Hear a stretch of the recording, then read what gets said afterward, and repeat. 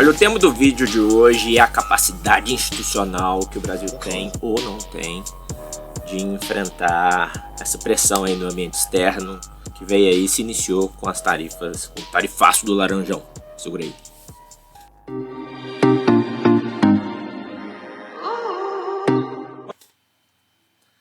Salve pessoal, esse aqui é o Pra Onde Vamos, o canal para quem se preocupa com os rumos do Brasil. Eu sou Wesley Cantelmo, sou economista e aqui a gente fala um pouquinho de análises sobre o cenário nacional, internacional, que envolve aí temas da economia e política. Já te peço aí para se inscrever no canal, dar aquela moralzinha, aquele like da confiança. Compartilhe aí com os amigos também, compartilhe aí com a galera se você gostou principalmente e troca uma ideia aqui, faça aí seu comentário, vamos conversar um pouquinho sobre esses temas. Não fique acanhado, vai lá, coloca sua opinião e vamos trocar ideia. Olha pessoal, o seguinte, eu afirmo aí sem muito medo de errar que o Brasil se encontra em um dos piores momentos no que diz respeito à sua capacidade institucional para lidar com esse tipo de ataque como esse dos Estados Unidos, né, que foi aí materializado pela aplicação das tarifas de 50%, teve aí a entrada de algumas exceções de produtos importantes, né, que significam aí cerca de 40% da pauta do valor, né, de exportações para os Estados Unidos. Portanto, fez alguma diferença, sim, tornou o problema menor um pouquinho. Mas ainda assim é um problema complicado por conta de fatores, inclusive políticos, que podem ser gerados, né? Obviamente, essa capacidade institucional ela não pode ser atribuída como responsabilidade completa do governo Lula, né, mas um acúmulo de diversas décadas e que é importante que a gente analise esses componentes para avaliar a capacidade que o Brasil tem ou não de dar resposta, seja a essas tarifas de agora, seja a outras agressões que possam vir no futuro, né. Claro, sim, o governo Lula tem tido uma postura interessante, né? Talvez o melhor que a gente tem nesse momento é justamente a postura altiva exercida aí pelo presidente. Não é sem motivo, inclusive, que a popularidade do presidente tem apresentado tendência de recuperação, né? É uma popularidade que vinha ali passando por maus bocados, né? Então, até meados do início aí de 2025, as tendências nas pesquisas eram de uma redução preocupante da popularidade do governo. O Lula, então, ele conseguiu passar uma clara mensagem de que, diante desse mais forte, né, dessas agressões norte-americanas, a gente não se deve acovardar, diferente até do que a gente viu em outras situações do mundo afora, né? O grande exemplo foi a capitulação, né, a demonstração de covardia da União Europeia, que enfim, tá programando inclusive investimentos dentro do território norte-americano e assumiu aí o impacto de tarifas altíssimas também. Na Coreia também, com um acordo muito ruim no que diz respeito à produção de chips. No Japão também, um acordo muito ruim. E é o seguinte, olha só, principalmente aqui, acho que na América Latina, o povo tem uma sabedoria, né, e gosta e entende dessa postura mais combativa, né, mais altiva. O fato, no entanto, é que só discurso não é suficiente, né? Então é preciso ação concreta, né? E o problema está aí, sabe? O problema está aí, porque do ponto de vista institucional, o Brasil está bastante esvaziado de instrumentos à disposição, mesmo que esteja em vigor aí essa chamada lei da reciprocidade, né, que foi aprovada recentemente. É relativamente até simples a gente compreender isso, né? De 2016 para cá, o Brasil, de certa forma, eu já comentei isso aqui no canal, né? Ele consolidou a reforma liberal que foi iniciada lá na década de 90. Se teve alguém que fez mudança estrutural no país, né, no Brasil, nas últimas décadas, infelizmente foi essa direita, elite burguesa, inclusive tosca, né, brasileira. O projeto de esvaziamento das capacidades de realização do nosso Estado nacional, né, ele foi consolidado entre 2016 e 2022 com o governo Bolsonaro. Então, portanto, esse período aí, Temer-Bolsonaro, ele foi bastante drástico nesse sentido, né. A gente pode listar aí o teto de gastos, né, que depois foi substituído pelo arcabouço fiscal do Haddad, mas que segue o mesmo espírito. Eu tenho vídeo aqui no canal sobre isso também.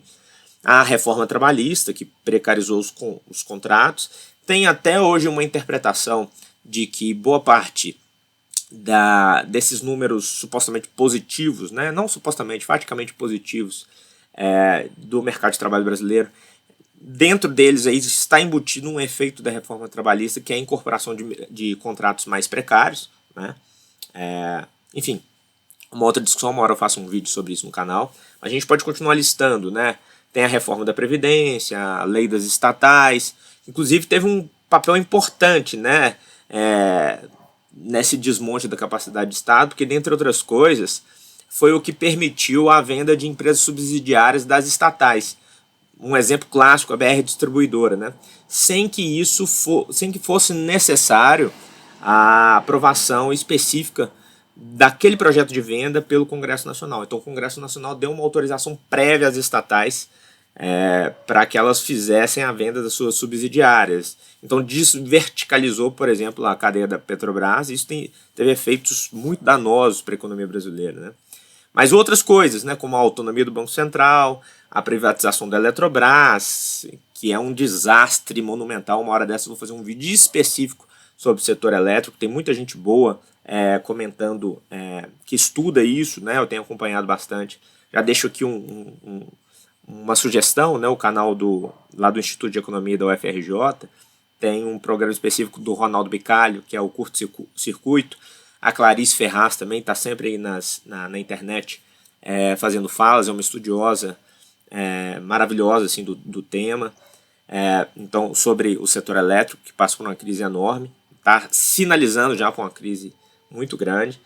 Mas continuando listando aqui, né, a vedação dos empréstimos do Tesouro Nacional ao BNDES, né, que teve um papel importante aí desse arranjo estatal neoliberal que vai tomando conta, né, principalmente por meio do Tribunal de Contas, que passou a considerar irregular, né, formas de empréstimo aí do Tesouro Nacional para subsidiar tarifas, né, subsidiar a taxa de juros via BNDES, dentre outras tantas coisas, enfim, mais particulares, mas que compõem um conjunto aí, de medidas que consolida essa reforma liberalizante que inicia lá na década de 90 e que tirou bastante a capacidade de manobra do Estado para atuar, seja na promoção do desenvolvimento nacional, seja mesmo como capacidade de resposta nesse ambiente internacional muito tenso, né?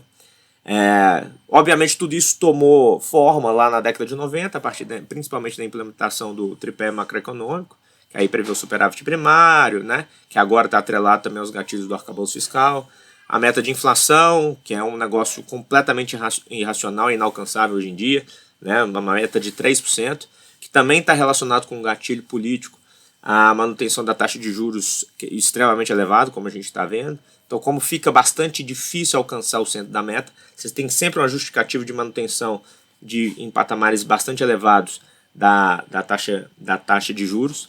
O câmbio flutuante, né? Então, essas taxas de câmbio flutuante, que por si só não é um problema, mas institucionalmente ele tem o regime de câmbio flutuante conta hoje no Brasil com uma desregulamentação intensa, né, das operações de câmbio, principalmente nos últimos anos, né, teve uma série, nos últimos 20 anos eu diria, uma série de desregulamentações do mercado de câmbio, e o que teve agora mais via Banco teve uma série de desregulamentações aí do mercado de câmbio via Banco Central, uma série de medidas administrativas, o que foi reforçado agora mais recentemente, em 2021, com a Lei 14.281, que consolida uma série de alterações e liberalizações, inclusive para operações de pessoa física, enfim, que é bastante complicado e torna bastante difícil a própria missão do Banco Central de intervir no mercado de câmbio e proteger a moeda brasileira.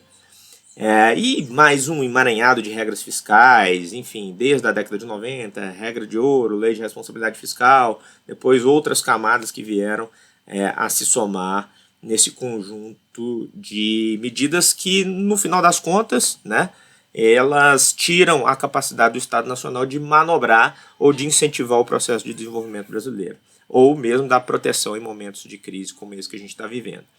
E, portanto, a gente teve sem medo de errar, uma certa deterioração de um Estado que passa nas suas diversas instâncias, né, cair aos pedaços, sem capacidade de atuação. A gente vê isso muito na pauta ambiental, né, com a incapacidade de fiscalização, inclusive, que depois dá sequência a essa justificativa por uma legislação que torna totalmente sem freio aí o processo de instalação de empreendimento sem um licenciamento ambiental adequado. Vai ter vídeo sobre isso no canal também, tá? Enfim, mas deixa o Estado sujeito a setores lobistas aí, né, de frações de mercado que passam a atuar com seu bel prazer, né? A seu bel prazer. A vitória do Lula em 22, eu diria que ela estabeleceu um certo freio nessa lógica, né? É claro que houve uma retomada do bom senso, gente qualificada passou a substituir gente muito tosca, malucada na máquina do executivo, e isso tem se convertido em políticas públicas sérias, com resultados importantes, promissores, mas o problema institucional ele é muito mais profundo e ele precisa ser encarado, né? Faz parte da nossa saída desse buraco, rever toda essa reforma liberalizante que inicia na década de 90 e se consolida entre 16 e 22. Isso é missão nossa, não tem por onde correr, né? Então aí chega essa agressão, né, das tarifas dos Estados Unidos, né? Eu evito inclusive fulanizar esse evento e gosto de colocar isso na carga do Donald Trump, simplesmente. É lógico que ele é uma figura sui generis, né, uma figura atípica, uma liderança de fato da extrema-direita global, mas nossa vida com os democratas seria muito diferente, não, sabe? O cenário de agressão, ele se daria talvez de uma outra maneira, mas ele seria inevitável, né? A ascensão do Trump, né, nesse segundo mandato, portanto, eu encaro ela como uma síntese da crise do próprio Império Americano, né? E a gente, de toda forma, não teria vida fácil, né? Obviamente que a soberania é inegociável, logo o que precisamos e deveríamos fazer, ainda que com um foco estrito na resposta à agressão norte-americana, é um conjunto de medidas de estímulo e proteção para os setores atingidos, né?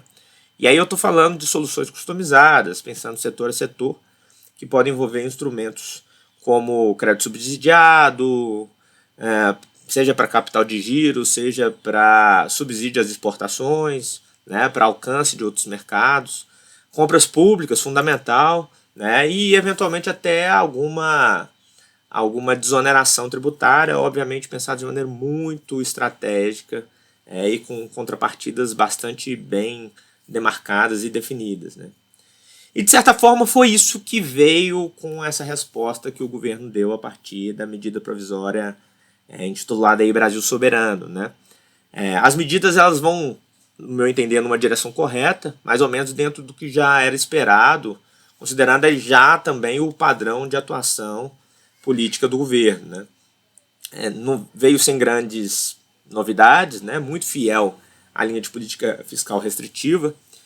Inclusive, há uma discussão que não ficou muito claro por enquanto, com relação à natureza desses aportes, se eles entrarão ou não como exceção aos gastos, né, previstos dentro do sistema do arcabouço, né? Porque se entram, né, como um gasto corrente dentro da regra do arcabouço, certamente o efeito vai ser a compressão de outros gastos, o que não seria positivo, né? Mas a aguardar, né? A gente precisa ver mais detalhes. Eu trago inclusive atualizações sobre isso aí para vocês. Então, a primeira medida foi o Fundo Garantidor de Exportações, que na verdade é um fundo que já existia, que tem então seu escopo ampliado, né, a partir dessa medida. O fundo ele atuará na redução da taxa de juros, né, voltada às exportações. Isso, como eu disse, já tem sido praticado, mas então a gente tem um aporte novo, né, desse cerca de 30 bi nesse fundo, e portanto um volume maior de recursos e previsão de suporte de um seguro vinculado que pode ser apresentado como garantia em financiamentos concedidos pelo BNDES e outros bancos e empresas exportadoras. Uma das possibilidades do seguro coberto por esse fundo, né, esse fundo garantidor das exportações, são as operações de adiantamento sobre contrato de câmbio, né, uma operação muito importante que garante o acesso antecipado aos valores de venda ao exterior, né? A perspectiva, portanto, é de um aporte de 30 bi nesse fundo, e que vai ser direcionado a todas as empresas exportadoras interessadas, não somente as afetadas pelas sanções norte-americanas, mas essas empresas, obviamente, terão prioridade, né, no acesso a esses recursos. O efeito maior, assim, esperado, é a abertura, inclusive, de novos mercados, né? Então, a lógica é mais ou menos o seguinte: ok, os Estados Unidos fecharam a porta, a gente apresenta uma série de incentivos no estímulo às exportações das empresas brasileiras, e a partir disso elas vão trabalhando proativamente na abertura de novos mercados, né? A segunda medida é o que a gente chama de Reintegra, um programa já existente, né, que já vem numa primeira rodada, aconteceu no ano passado, que permite a reintegração de recursos residuais de resíduos tributários, né? É uma medida que ela é temporária, porque esse mecanismo ele já não vai fazer mais sentido a partir da entrada em vigor da reforma tributária, então já em 1º de janeiro de 27. Bom, então qual que é a ideia dessa coisa do Reintegra? Ao longo da cadeia de produção, enquanto as empresas estão produzindo ali seus produtos para exportação, elas pagam uma série de impostos em compras, enfim, uma série de operações para a montagem, né, para a compra dos insumos que vão resultar no produto final. Então ela paga uma série de impostos. Então essa ideia do Reintegra, na verdade, é que parte desses impostos ao longo da cadeia, né, produtiva, elas possam ser reincorporadas ao caixa das empresas. A novidade, então, aqui é que essa medida, na prática, ela estava sendo operada para micro e pequenas empresas, na recuperação de até 3% dessas alíquotas, né? E agora as empresas médias e grandes também vão entrar nessa faixa de até 3%, e as micro e pequenas vão passar para 6%, né? Então a ideia é devolver parte das alíquotas pagas pelas empresas exportadoras ao longo da cadeia de produção como uma espécie de crédito tributário, né, de acordo com esses percentuais.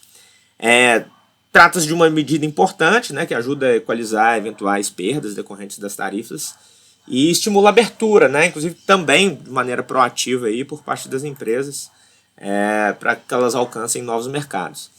Nesse mesmo espírito, há também a prorrogação dos prazos do regime de drawback, né? O que é o regime de drawback, pessoal?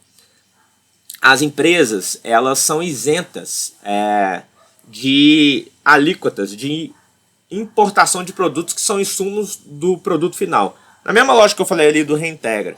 Então, durante a montagem, né, do produto que vai ser exportado, muitas vezes as empresas precisam importar insumos, né? Então, essa lógica aí do regime de drawback é o seguinte: na medida que as empresas têm que importar insumos, elas obviamente teriam que pagar impostos de importação. Esses impostos de importação eles são isentos, mas na medida que há um acordo de que até determinado prazo a exportação vai ser realizada. Senão a empresa poderia falar isso, aderir ao programa e não exportar, ok? Porque aqui é bem voltado ao estímulo à exportação. Então o que está acontecendo? O governo, então, com essa medida aí relacionada ao drawback, está estendendo os prazos para as empresas que exportam para os Estados Unidos, ok? E aí então, nessa operação, a partir a gente tem ali um prazo acordado, esse prazo é estendido e as empresas poderão realizar as exportações com uma maior tranquilidade, né? Inclusive encontrar novos compradores, no caso aí de cancelamento ou suspensão de contratos junto aos Estados Unidos. A estimativa, inclusive, é que cerca de 25% das exportações para os Estados Unidos são realizadas por meio do regime de drawback. Então, tem um efeito considerável aí, né? Por fim, uma medida fiscal mais propriamente dita, né, é a previsão aí de compra pública de produtos perecíveis represados. Então a gente tem uma série de produtos que já havia contratos, né, de exportação para os Estados Unidos. Vários desses contratos estão sendo revistos e uma perspectiva, portanto, dos produtores de ter um prejuízo de curto prazo, né? O que eu vou fazer? Os caras lá não estão querendo comprar mais e como é que a gente faz? Então o governo, principalmente, isso é muito preocupante nos produtos que não dá para formar estoque, né? Então produtos perecíveis, a gente está falando aí de carne, peixe, né? Os pescados, frutas, enfim.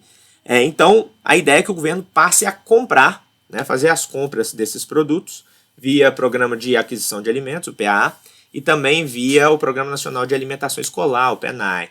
E essas compras elas são intermediadas aí, né, junto aos produtores pelos governos estaduais e governos municipais. O governo anuncia essa possibilidade, então.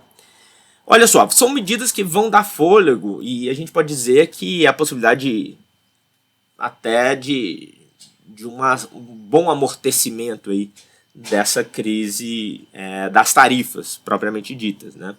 Agora, a gente pode fazer uma crítica mais estratégica, né? Uma vez que não foram anunciadas medidas que mudam com maior profundidade o rumo da política econômica. Apesar de muitos analistas, né, de economia política, e dentre os quais eu me incluo também, defenderem que no momento talvez tenha sido uma oportunidade política para uma certa correção de rota, né? Uma mudança um pouco mais drástica aí no regime de política econômica brasileira, encarando com maior força a reversão daquelas medidas liberalizantes que eu citei aqui no início do vídeo, né, que iniciam lá na década de 90 e que se consolidam agora de 16 para cá. O governo não fez isso, né, não está sinalizando nessa direção.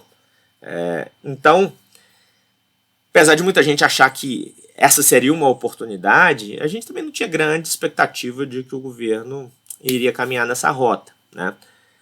É oportunidade perdida? Arriscado demais?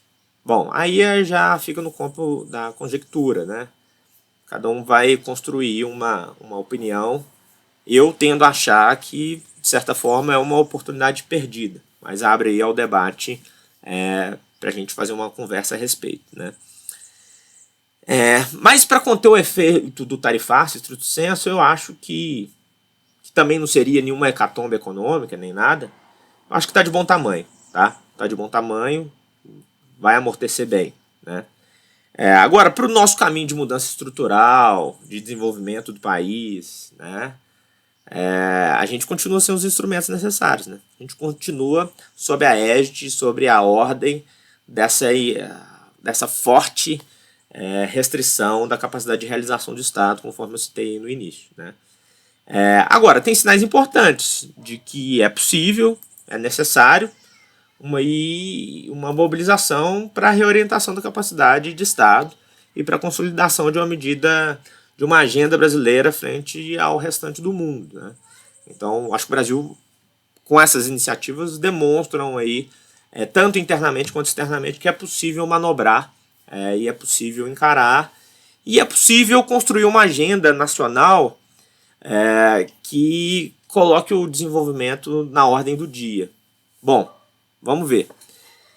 Indo um pouco até mais fundo nessa reflexão, e eu gosto sempre de lembrar, gente, o mais acertado, assim, a meu ver, aqui sendo muito pessoal, né, seria trazer à tona a necessidade de uma ampla reforma estrutural de Estado, né, e reativando as capacidades de realização, seja para a gente fazer as respostas necessárias de proteção da economia nesse ambiente geopolítico muito doido, né, seja, e talvez principalmente, para a reativação de um processo de desenvolvimento coordenado num sentido estratégico para atendimento dos interesses da população, de fato, né? Algo que é bastante urgente, né? Sobretudo no mundo que vai ficando cada vez mais intrincado, né? Com agressões cada vez mais explícitas, né? Que vai se demonstrando aí nos últimos meses, né? Não é à toa, por exemplo, eu concordo aqui já com a notícia, no dia que eu estou gravando o vídeo, dos Estados Unidos atacando via, né, cassação de vistos, né, pessoas que participaram do programa Mais Médicos. Então, assim, não é à toa que os Estados Unidos estão aplicando também sanções à Índia, enfim, a todo o estímulo e apoio que eles dão ao genocídio em Gaza e às agressões ao Irã, né, toda lógica de agressão, inclusive retórica, do Trump com relação à Rússia, e a China nem se fala, com quem eles não estão conseguindo brigar muito, né? Quer dizer, eles brigam, mas sem tantas possibilidades. A China também tem dado um show nessa relação aí junto aos Estados Unidos. Enfim, mas algo que precisa estar no nosso olhar estratégico é de fato as necessidades do povo, né? A gente precisa reativar as capacidades de Estado em função disso, né? O ano, eu gosto sempre de lembrar, a gente está no ano de 2025 e a gente não tem um futuro bem definido pela nossa frente, né? A gente não tem saneamento para todos, e uma promessa vã aí, né? Uma promessa malucada de que a universalização será alcançada por meio de investimentos privados. Nossos corredores logísticos são rodoviários e precários, com enormes perdas de produtos, de tempo e principalmente, inclusive, de vidas, né? Morrem todos os dias nessas estradas precárias. A gente não tem, portanto, sistemas logísticos alternativos, não tem ferrovia, tem projetos, mas ainda bastante tímidos dentro das possibilidades do que o Brasil oferece e das próprias necessidades de articulação do nosso território.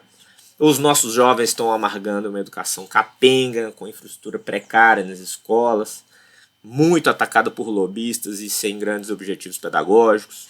O SUS resiste, mas também sujeito a lobistas e dependente de produtos e equipamentos importados. Está aí uma possibilidade de que o Brasil poderia, uma oportunidade que o Brasil poderia ter aproveitado nessas agressões norte-americanas, inclusive com rompimento de patentes e estruturação de cadeias produtivas ligadas ao setor de saúde, né? Aqui, industriais aqui dentro do nosso território. Inclusive saúde e educação cada vez mais atacados e pressionados pela lógica aí da regra fiscal vigente, do arcabouço fiscal. Do ponto de vista produtivo, nós temos um agronegócio, apesar de altamente produtivo, mas que também é dependente de insumos e equipamentos externos. A indústria que restou no Brasil em grande volume é uma indústria extrativa, também bastante dependente. Há exceções, né, claro, como a Embraer e até mesmo montadoras aí do setor automobilístico, mas que mais confirmam a regra, né, por também terem de lidar com intricados arranjos de fornecimento de insumos, peças, máquinas e equipamentos aí dependentes do ambiente externo, né. E em termos energéticos, então, gente, como eu já adiantei, o país com as fontes mais limpas do mundo, as mais baratas também, ostenta uma das energias mais caras por falta de articulação do setor energético brasileiro, sobretudo depois da ação drástica de lobistas que culminou na privatização da Eletrobras e de toda a desarticulação do sistema elétrico brasileiro. A gente poderia listar muita coisa aqui, né? Daria um livro, daria um documentário inteiro aqui no canal, mas essa é a nossa realidade.